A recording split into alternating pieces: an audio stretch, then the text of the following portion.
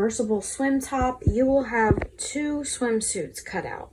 So you will have 2 front pieces, 2 sets of back tie pieces, and 2 pairs of bottoms. Bottom pieces right sides together, and we are going to sew the leg holes. You sew the legs, we're going to flip it right side out, and then we're going to fold it in half.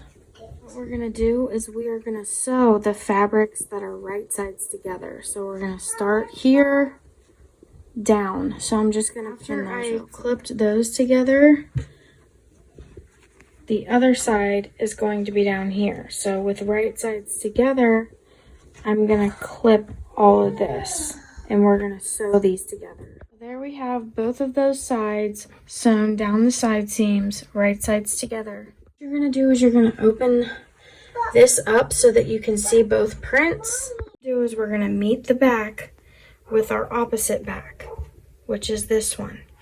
We're going to lay those right sides together. So like this.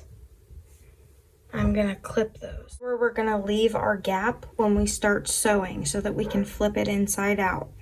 So as we're sewing along here, we're going to meet up our side seams and we're going to be pulling the fabric from inside. So I'll show you as I sew that. Okay, so we're going to start here.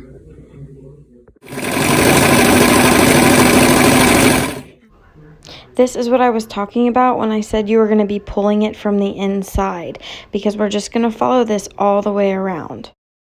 As we're making our way back to where we started, you're going to leave a gap here because that's where we're going to flip them inside out. There's my gap. That's where I'm going to turn them right side out. Put your fabric through that hole to make them right side out. When they're right side out, now you need to finish the hole. So you can either stitch on top or do an invisible ladder stitch.